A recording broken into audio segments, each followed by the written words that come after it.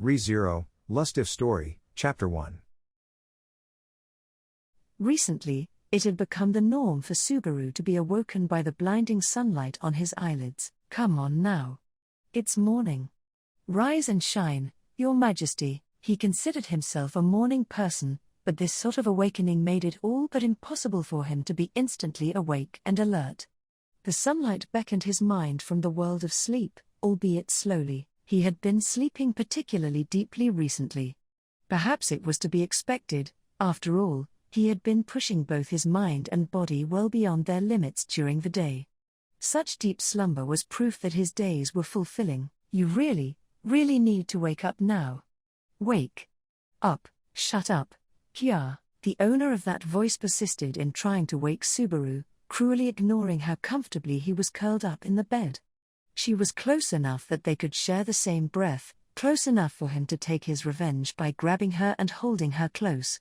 She let out a cry like a frog being stepped on as she was dragged into the bed with him. It was still the time of year when the mornings were unpleasantly chilly, so another person's body heat was just the thing to warm him up.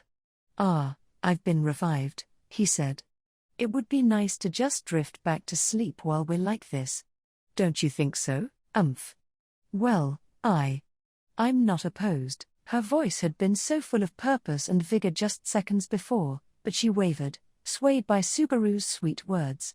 Though they had known one another for a long time, when he treated her sweetly, her softer, childish side peeked through her normally serious facade. That part of her was irresistibly lovely. He was bringing out such a side for selfish reasons, though. There's a good girl. It's time for a morning make-out session, don't you think? But the Duchess is in charge of making breakfast this morning. Won't she be angry? I forgot about that. After being reminded, Subaru's enthusiasm sank. Surrendering to the siren call of sleep again will carry dire consequences. Resigning himself, he gave the girl in his arms one last tight squeeze before throwing the blankets off. "Guess we gotta get up now." "Oh shit, it's a pretty nice morning." Subaru stretched, bouncing on the bed springs.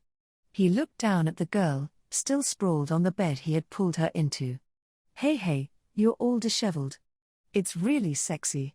Aren't you always saying that girls shouldn't be so immodest?" Petra Lete, now old enough that her maid uniform suited her quite nicely, stuck her tongue out and smiled sweetly as she whispered, "It's all right. I can let my guard down in front of you, my liege, you and you alone." He reached out a hand, pulling her from the bed. "Well then, let's head to the dining room. Everyone is probably already there." Petra smiled and nodded. She rose from the bed, still holding his hand. "Yes, let's go," she said. The two of them walked leisurely through the red-carpeted hallways of the royal castle of Lagunica, hand in hand. Chapter 2. "You're late." Subaru was greeted by a dignified voice, cold with displeasure, the moment he entered the dining room. He felt a bead of cold sweat trickle down his back at its menacing undertone. He forced a smile and raised a hand in greeting, trying to conceal how nervous he truly was. "My bad. Man, I guess I'm more worn out than I realized. It's so hard to get out of bed in the morning. Spare me your weak excuses. Do not forget that I can discern easily what is truth and what is mere ceremony. I bet you and your would-be awakener of a maid were fooling around." Subaru turned his head, whistling in what he hoped was a nonchalant way in response to the sharp glare aimed at him. They did fool around, no denying that. Well, whoever went to wake him would be the target of some flirting, no matter whose turn it was. "The reality is that you neglected the promise you made to me. I suppose I should expect to be treated as such." "No, I didn't mean to. No need to console me. I am fully aware that I'm no lovely young lady. Unlike the other women surrounding you, I put no effort into anything but my swordplay. I know little of proper dress or makeup. Of course, I am unable to satisfy you, sire." The uncharacteristically self-deprecating words just kept coming. Surely this feeling had been building, day by day, and this morning had finally overflown. Even a single drop was enough to cause the whole dam to burst when it came to this sort of thing. Her insecurities had piled up one by one and now manifested as self-doubt. And it was a failure on the part of Subaru that he had not noticed her discontent thus far. "What are you planning? If you can see inside my heart, don't you already know what I'm up to? Don't tease me." Caught within Subaru's embrace, she turned her face away. She refused to look him in the eye, and her shoulders jerked, as though she was ashamed of being held. But her half-hearted resistance began and ended there. "All I can see is the mood of others. Though I can sense the general nature of the inner workings of the heart, I cannot see all of its contents. So I won't be able to understand your true intentions unless you state them plainly." That's an embarrassing thing to ask. Are your Majesty's true intentions something to be embarrassed of? Yet another thing I failed to see. He felt her wry smile rather than seeing it, wrapped in his arms, as she was. She glanced up at him, and her gaze caught inextricably with his. Their faces were close as they embraced, close enough that the distance could be closed in a moment. So Subaru decided to answer in a way much more efficient than words. He felt the silken touch of her tongue, extending hesitantly from where their lips overlapped. The hot brush of the breath that escaped from her lips, the way she pressed into the kiss, almost begging for more. He could feel the heat rising in him, all the way to the tips of his ears. After a moment, they pulled away from one another, slightly out of breath. The normally dauntless young woman was disheveled, her eyes slightly wet and her expression open and lovely. Subaru felt a scorching heat at the sight. It grew hotter at the surety that he was the only one who got to see such an expression from her. He reached for her again, desiring to feel her touch once again. "That's enough for this morning," but she interrupted him, blinking away the haze in her eyes as she blocked Subaru's outstretched arms. Having had his lustful momentum cut short, Subaru's rebuffed hands grasped for her, reluctant to change course. The young woman gave a familiar, dignified smile at the look of reproach on the other's face. "If we do not stop, it will disrupt many of today's plans. What is more, it is no longer appropriate for me to keep you all to myself, sire. And so we shall stop here. It's cute to lose yourself in the moment every once in a while, I think. I believe I already said that I am a woman devoid of cuteness. Although, the thought of forgetting everything and wasting the day away with you does appeal to me.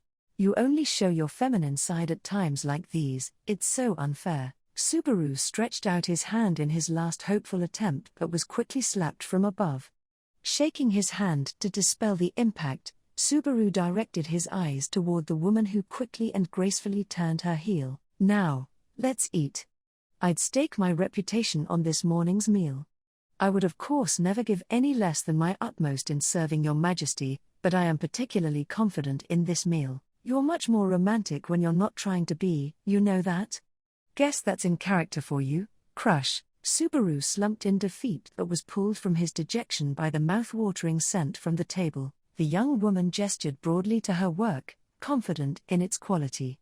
"I know you're busy, but when we're around the dining table, at least, I'd like to keep you all to myself. I'm sorry if that is selfish of me, my husband. If you think that makes you selfish, that's quite adorable, my wife." He sat down at the wide dining table, Crush immediately by his side, just like always.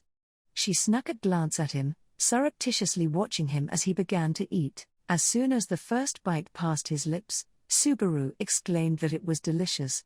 The hint of unease in those dignified eyes faded away at his cry.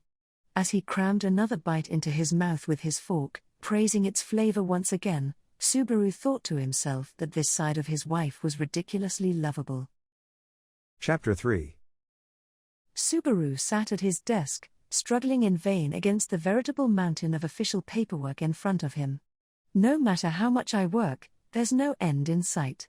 Stuff like this happens in anime and manga all the time, but I guess it can happen in real life, too. Here's more work for someone who likes to mutter to himself, Barusu.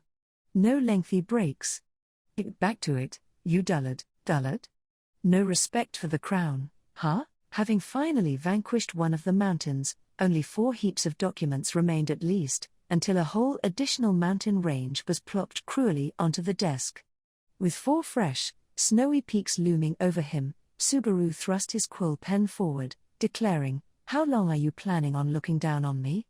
Do you know how much power I hold in this country right now? It's about time you stop treating me like your subordinate, capiche? Oh, and do you understand your position, Barusu? Don't forget that you can't stand on your own.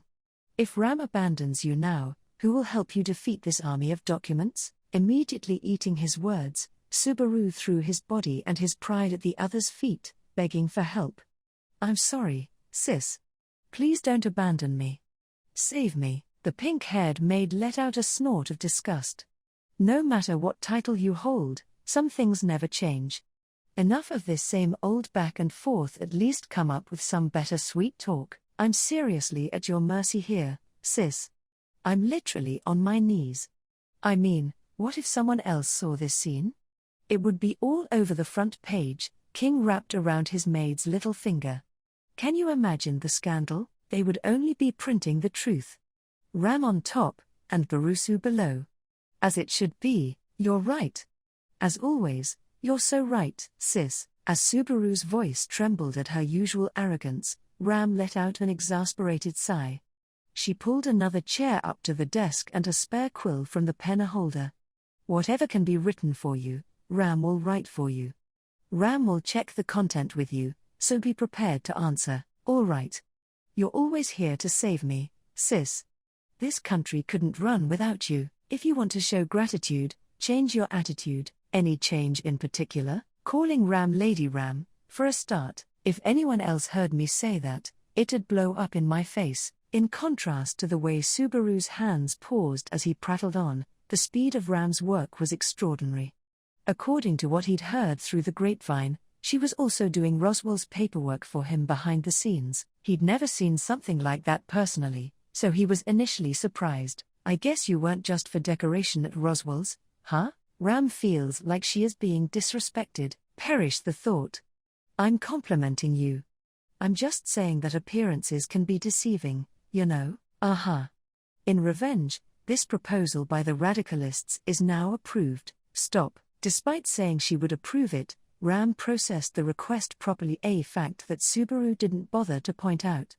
Though she talked a big game, the fact that Subaru didn't feel the need to correct or reprimand her was a sign of his trust in her. He glanced at Ram's profile as she worked through the documents. Her face was tense and expressionless, as it always was. Her features were soft and youthful, as they had been since the two had first met. She seemed to bloom like a flower when she smiled, but it was a blossoming that seemed to come only once a year. Your hands have stopped again, Barusu. Sorry.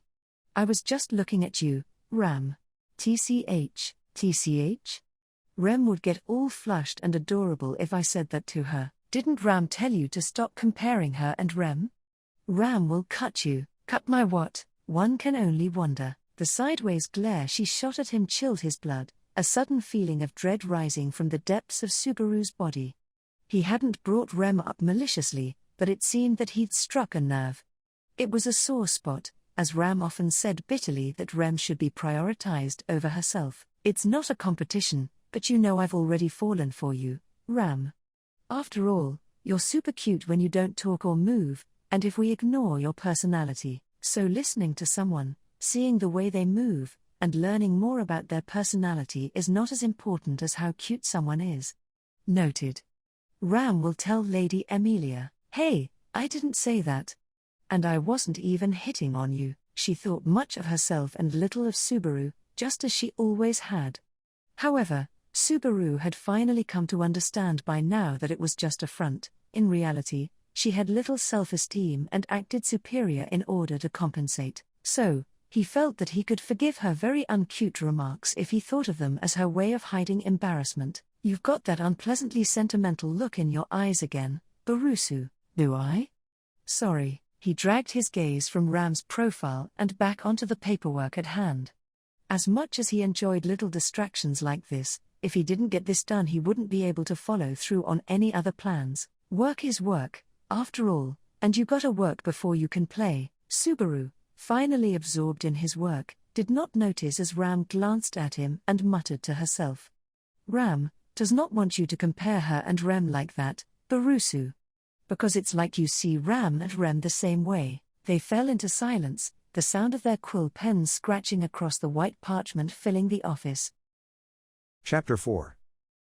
I'm bored, declared a young woman as she violently threw the door open. Subaru gave her a weary look. He pretended to not have heard her, trying to return his attention to the items lined up on the table in front of him, but Mindself knows you heard me, she pressed. Don't be so rude, hey. I didn't throw anything of yours, bitch. In revenge for being ignored, the intruder kicked the table Subaru had been working at over, scattering the objects atop it across the floor with a loud clatter. He scrambled to right the table and pick up the fallen items. Luckily, none of them were so fragile that they'd break by simply getting dropped on the floor, but this sort of thing was not good for his heart. After confirming that everything was intact, Subaru let out a sigh of relief, and then leveled a glare at the culprit. Priscilla stood there, wearing her signature crimson dress and expression of self-assurance. I have a lot of work to get through today, you know. Didn't I tell you to send word before you come and visit? That way I can tell you not to come. Don't be ridiculous. I never know when Mindself may have free time, or when the mood may strike me to visit. So why must Mindself bow to your arbitrary rules? Think about your position before you speak. Hey, you're one to talk. Why am I still treated like trash by all the egotistical women around me, no matter how much my standing changes? Am I only the honorary king or something? Shut your mouth, rather than spout such drivel. With your manner and behavior, of course no one will accept you as king. Someone so lowly and pathetic usurped the throne from Mindself. It makes me want to draw and quarter you, so gory. Priscilla turned her sadistic, crimson gaze toward the quavering Subaru, a look of boredom and disdain painting her features. The young woman was as fierce and egotistical as she had always been. It was exhausting to be in her company, but the most frustrating thing was that there was always a solid basis of truth to her arguments. Maybe that was why she acted so intolerably. Or perhaps it was because Subaru had obtained his current position by crushing her ambitions. Still, you have some strange tastes. What are all these toys on the table? They're not just toys. It's a series of new technologies that are all the rage in villages and rural areas recently. They're made of magic ore and other various ingredients. Seeing this sort of stuff piqued my interest in human innovation. Oh? New technology, you say? What sort of function do they serve? Well, for example, Subaru selected a palm-sized metal box from the line of objects in front of him. Priscilla's eyes narrowed as if seeking an explanation of the function of the box. Subaru lightly tapped the bottom of the box, and with a small noise, a blue flame sprang from the top of it. Ho? A portable ignition device? We called this tool a lighter or charcoman, back in my original world. If these become common, then people could, I don't know, light a barbecue or summon a little bit of light without using magic, I guess? Oh, and it would make starting a campfire easier, too. It would also bring a wave of new arsonists, I suppose. She brought up a much more severe option. Priscilla was quite sharp, although her usual behavior and speech did not suggest as much. She stared at the charcoman in Subaru's hand. There must be a small piece of magical fire ore inside. It is stimulated by the mechanism at the bottom into creating fire.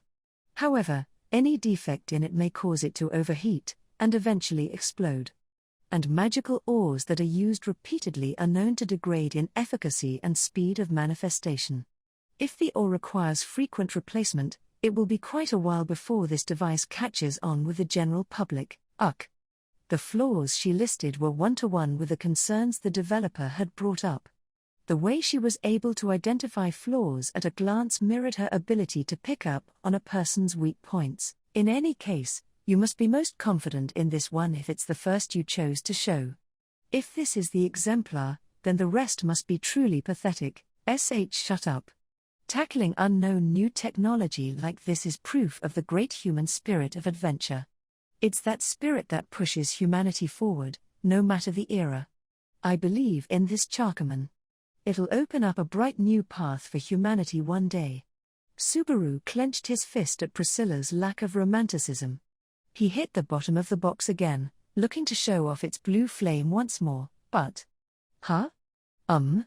It's, not really working, humph, a defect right out of the gate. I don't know what this spirit of adventure you speak of is, but placing your hopes on this toy is beyond foolish. Her bored expression suddenly tightened, her voice rising in pitch and volume. In the span of an instant, she pulled her fan from her chest and blew the Chakaman from Subaru's palm. The moment it left his hand it exploded. Subaru gasped at the large flash of red flame it caused in the corner of the room. For its worst flaw to manifest at such a moment, the developer must be severely punished, stated Priscilla. You are the most important person in the kingdom, after all, and their contraption put you in grave danger. I don't plan on going that far.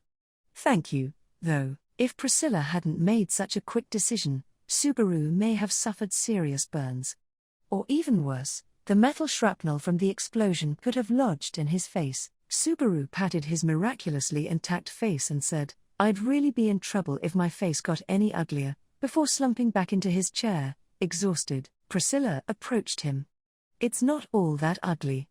It might even be charming, once one grows used to it, she said. Subaru could only muster a weak okay, in response to her unusually supportive words.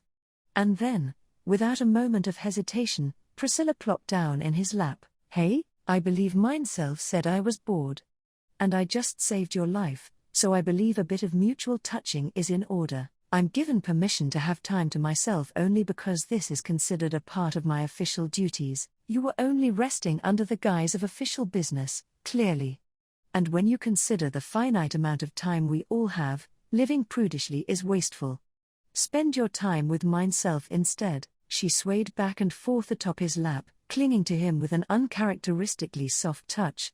Though they had touched one another in this manner countless times, Subaru still couldn't get used to cuddling with Priscilla like this. The young woman had a strange heat about her, as though every time they did this was their first. It was one of her charming points. I must like being tricked by bad women. If I'm thinking like this, mineself might enjoy being known as the woman so beautiful as to lure the king to ruin. Don't give me that look. I won't be going that far, currently. Sit back and lose yourself, just for now. So saying, she wrapped her arms around Subaru's neck. The touch of her fingers dried Subaru's throat, making him long for something to moisten his lips. He found an oasis in the other's mouth. Chapter 5. Oh, you're lookin' pretty tired. You been getting enough sleep? I've been sleeping enough, but also working non-stop from the moment I wake up. I'm crazy busy with work I'm not used to all the time, and my private life is exhausting, too. No, I chose this life. This is no time to complain. Anastasia, sitting on a couch opposite the one Subaru rested on, smiled sweetly as she said, I think your work ethic is one of your best points, Natsuki. He gave her a listless smile before dropping his gaze to the table between them.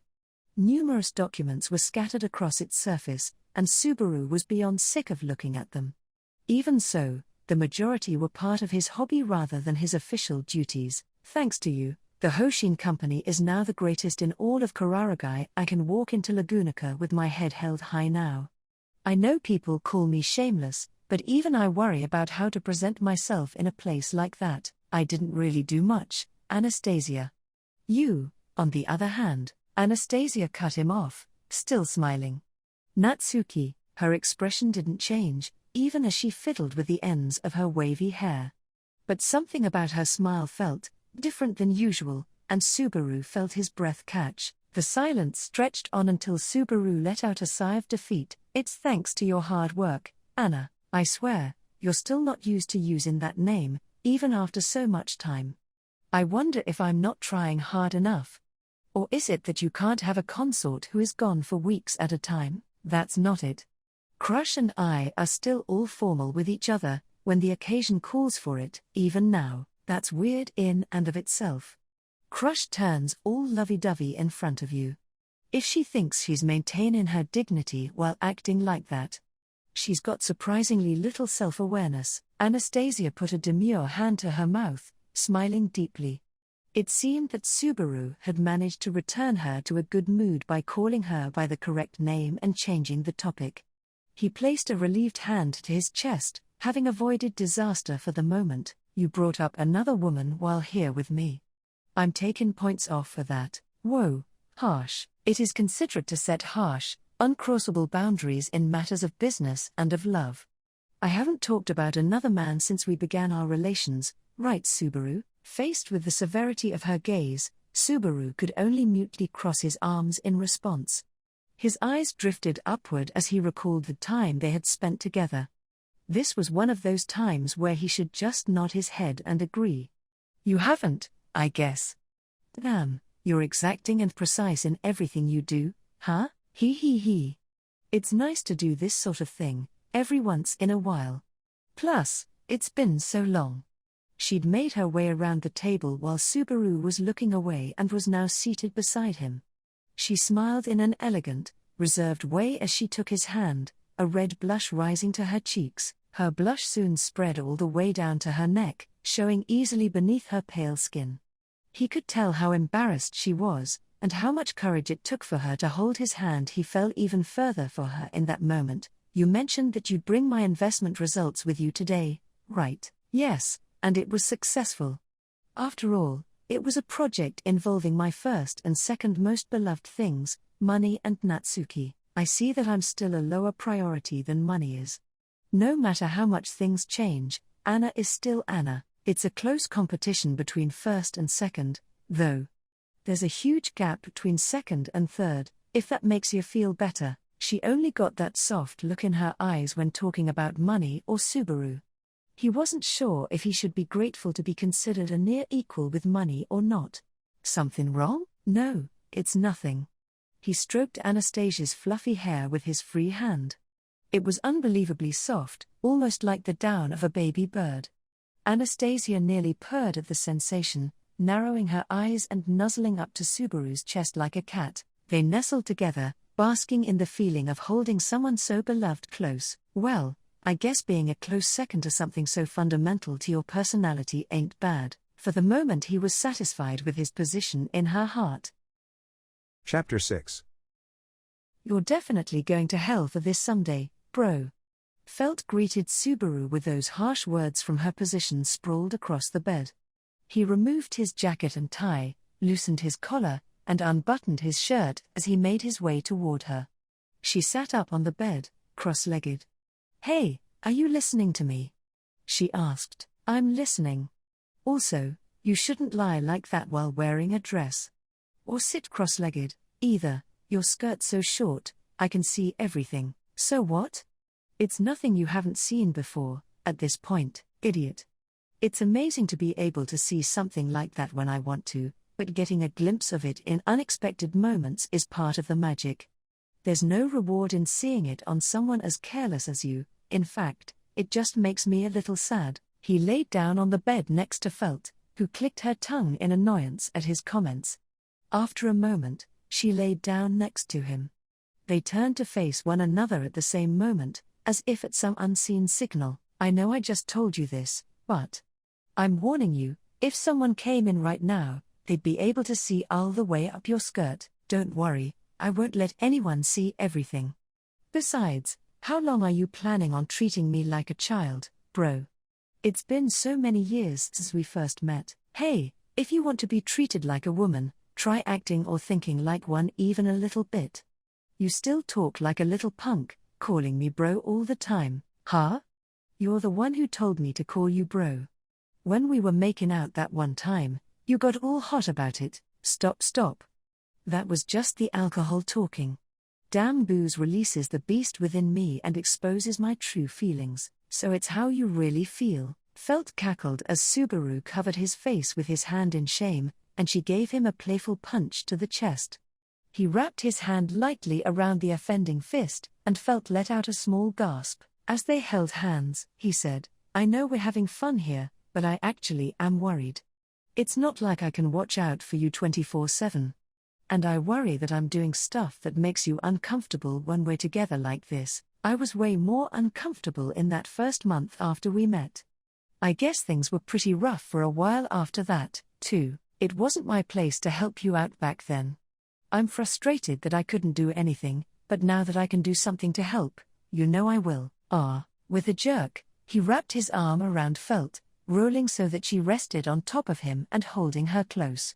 She wore an off-the-shoulder dress that day, and he could feel the heat rising under her exposed skin. Embarrassed, she lifted her flushed face. It's not even dark out yet. The time of day doesn't matter, as long as we want to do it. But that's not why I'm hugging you. I mean, if you want to though, I'm not against it or anything. No. I'm good, thanks. I mean, I'm not ready. Emotionally, I mean. And I need to eat a good meal first. Hey, do you prepare like that every time you pay me a nighttime visit? Well, Subaru was surprised by this revelation. Felt, for her part, was as red as a lobster. She tried her best to argue back, but all she could manage was to stutter and waffle a few weak objections. You have so many other partners, bro. I only get my shot every few days, so I would hate to underperform. You're surrounded by amazing women, so I probably can't be number one.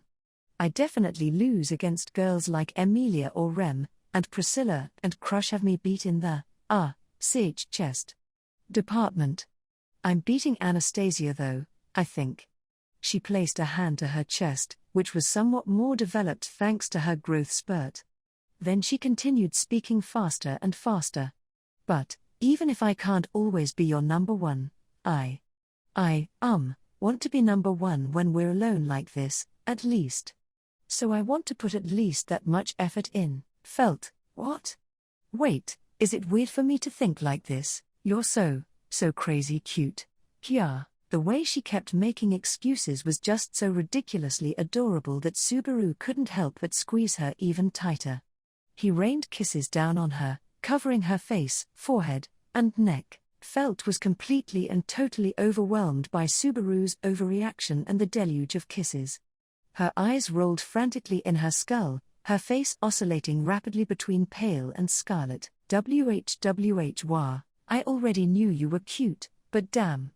That was just so adorable. Wow. Even the time you abandoned me in that alley seems so cute now. I did that? Shh, just forget about it. It's dust in the wind, water under the bridge. I've been taking the bitterness from that time out on you in the bedroom, but tonight I'm going to be real gentle, so that's why. Well, it's not like I minded a little rough. No. You didn't hear that. Felt let slip that tidbit, maybe because the feeling of Subaru's hands on her made her let her guard down. Noticing her mistake and the smug smile on his face, she shoved him away, springing out of the bed. Shit. I really shouldn't have said that. You're never hearing that again, got that? I see. So you like it a little rough, huh? I'll keep that in mind, my wife. Shut it.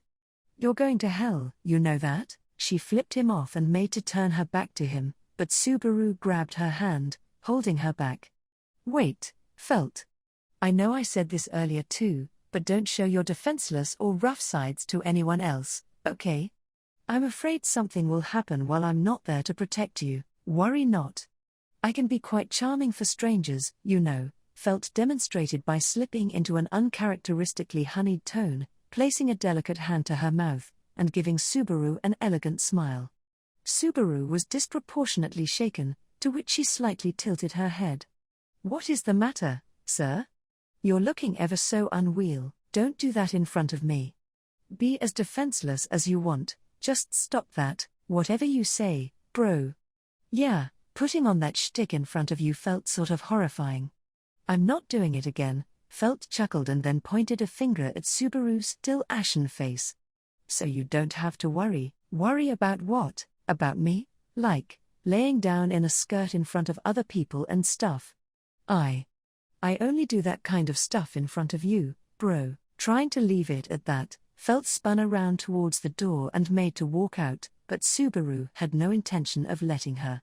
He quickly grabbed her arm and tugged with all his might. Yeah, Felt, you're so cute. Adorable. Amazing, and the downpour of kisses began pouring once more. Chapter 7. What happened to your left eye, Subaru? I embarrassed Felt too much and she decided to kiss with her fist.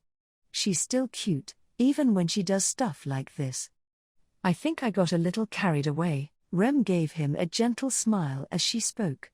Please be more careful. You're not a bachelor anymore, after all. It was late at night, and Subaru had come to her room for a visit. He shrugged off his thoughts at her smile and moved to stand next to her. Just as she was about to surrender her seat to him, he stopped her by grabbing her hand. You should be careful, too. It's true enough that I need to look after myself for the sake of my family, but that applies to you even more. Rem is sorry. You're so busy, so she should be working hard to support you, but, don't misunderstand me. All you should be doing is resting as much as possible, so you're strong enough to show me your best smile when we're together like this. That's the best support I could ever ask for. After all. He knelt in front of where she sat as he spoke, reaching for her. His hand landed gently on her previously slender abdomen, now slightly swollen with the beginnings of a new life. The fruit of our love is growing here. Do you know just how much strength just knowing gives me? Rem is happy that she can support you emotionally, but she wants to support you physically, too. She's a little frustrated that Petra gets to take that role, She stuck her tongue out playfully, trying to mask her frustration at her current lack of mobility. Most of her maidly duties had been ceded to Petra, who took to the role of all-purpose maid magnificently. Meanwhile, Rem spent the majority of her time looking after the child growing inside of her. Maternity was taking more and more of her time recently. You've made a lot of socks, recently. Rem didn't think she was any good at knitting, at first, but it became more enjoyable the more she did it. And when she thought about how her child will grow, she couldn't help but make larger and larger pairs. First, they were the size of a thumb, then a fist, an open hand, an apple, a melon. Hey, why would our child ever need such giant socks? Well, Rem hopes they'll grow up big and strong, so they'd have to be bigger than the biggest, bulkiest old man I've ever met. I don't even want to imagine that. Subaru was sure he would love their child, no matter what, but this was too much, even for him. Rem chuckled at his straight man routine, assuring him that it had all been a joke. Rem realized halfway through that she made them too big. She's going to unravel them and try again. The ones she made for you, too. Oh, you made some for me? Thanks, that makes me super happy. I know you put love into every stitch. I'll never take them off, please do. And have these gloves, and these socks, this haramaki, scarf, earmuffs, hat, underwear, jacket, shoes, shin guards. Did you leave any yarn for our kids' stuff? She pulled knitted, colorful items out one after another. If he wore all these at once, he would become overheated in under 10 minutes, even if he was just doing paperwork. He'd left such a skillful person alone with her hobby for such a long time, so perhaps this result was inevitable. It would be really hard to get any work done wearing all these at once. Mind if I rotate them out? That's fine.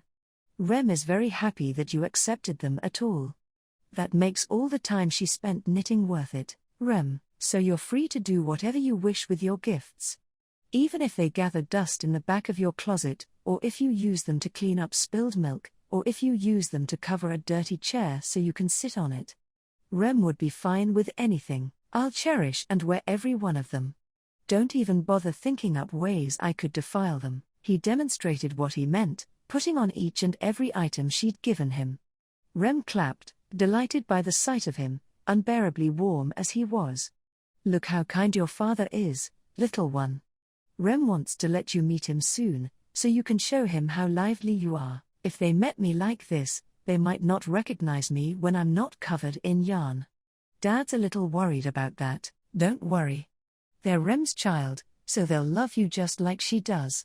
So of course they'll recognize you, no matter what you're wearing. Yeah, but they're half my child, too. I'm worried about recessive genes here. You're always so wonderful, Subaru.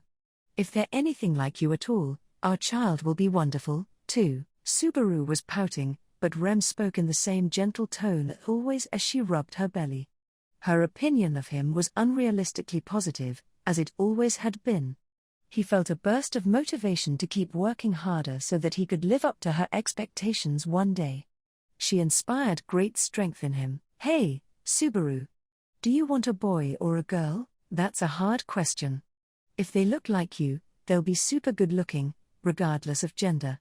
If they inherit these eyes of mine, though, well, I'd feel too bad for a girl. Subaru had gotten his eyes from his mother, and those eyes had caused a lot of problems for her as a kid.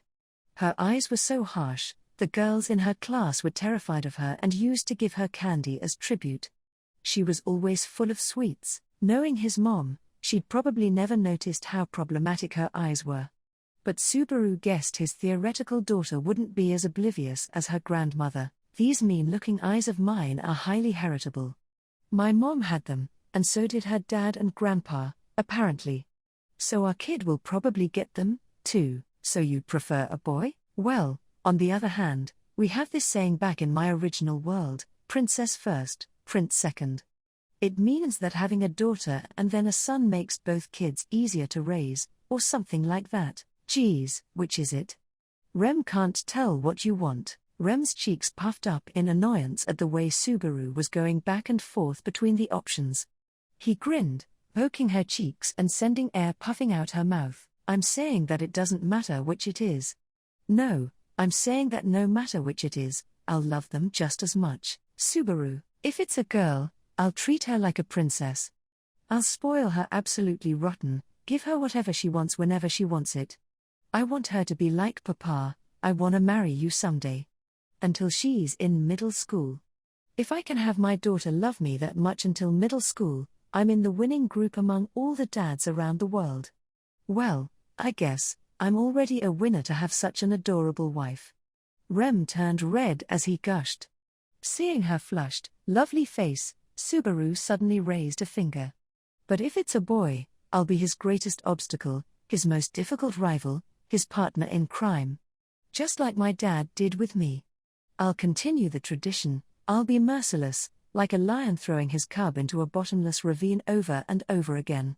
Ah, that sounds fun, too, so that's why, he continued, you don't need to worry about the gender.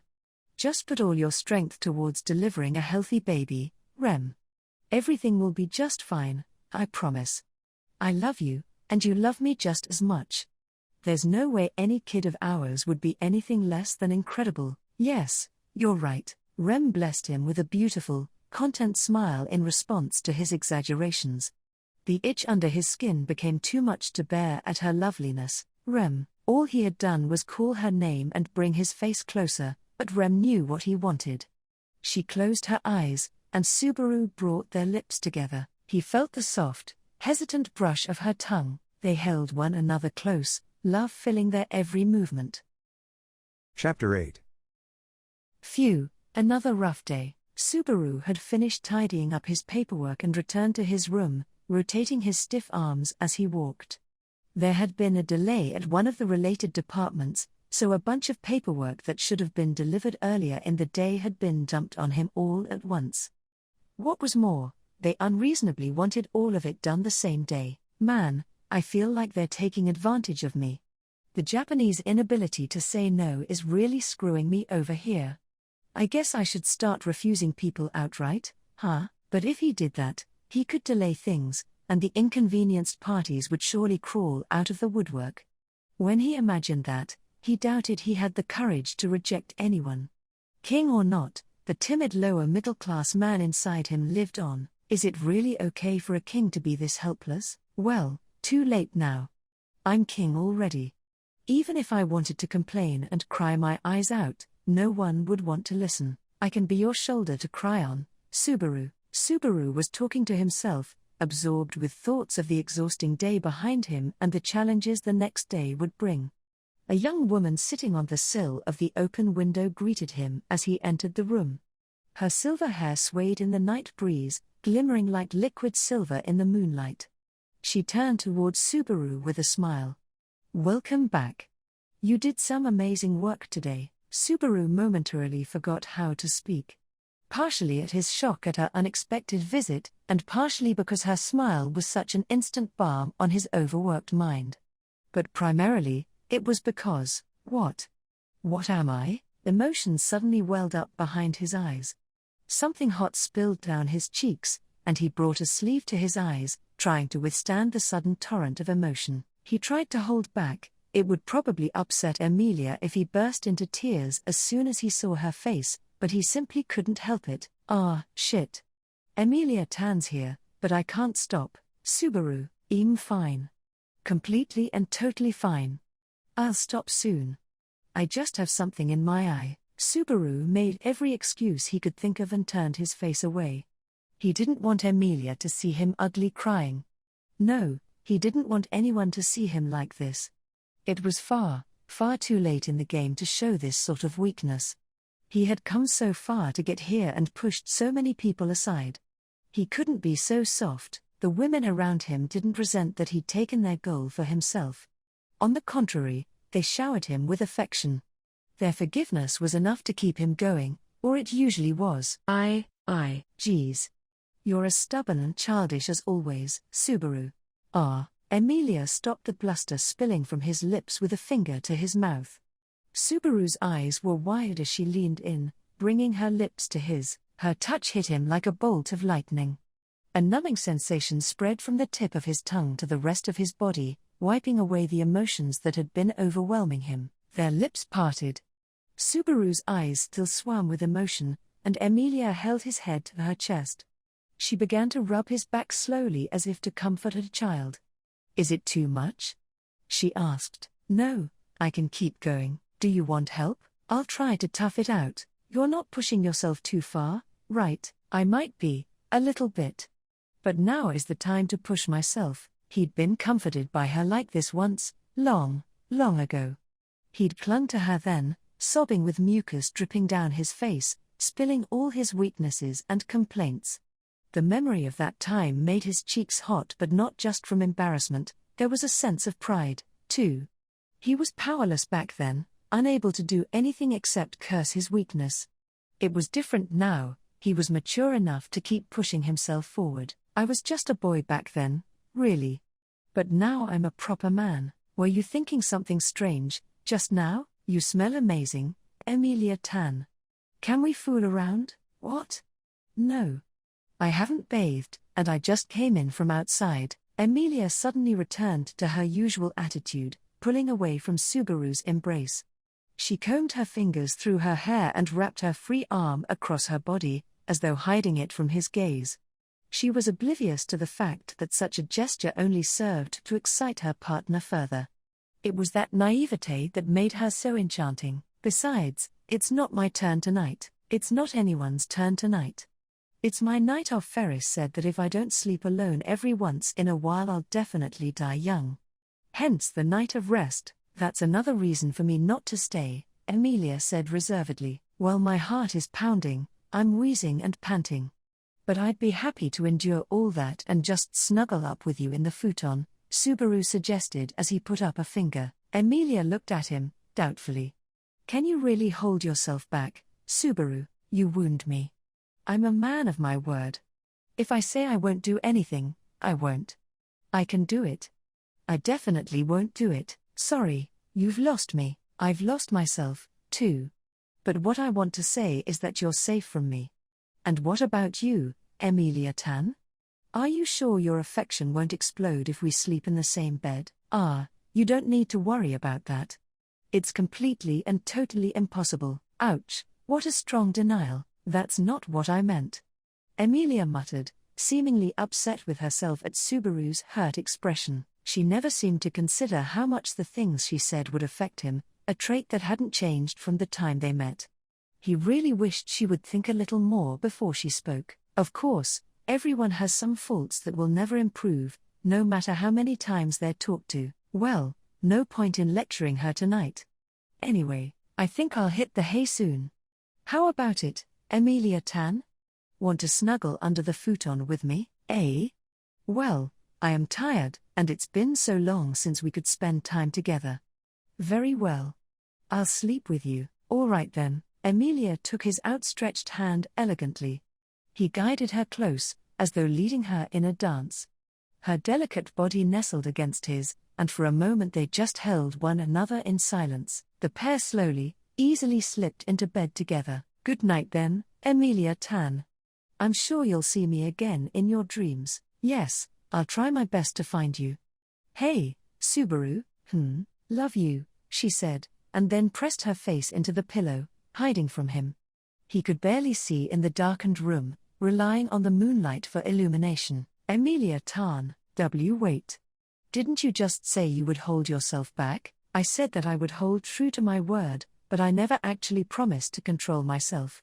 That's just a technicality, and you know it, NN. It was lucky that they were already sharing a bed. Subaru covered her lips with his own before she could object further, using his whole body to express his love for her. Amelia, though she objected at first, gradually lost the will to resist. I swear, you're so immature, Subaru, she cried, embarrassed even in the darkness of night.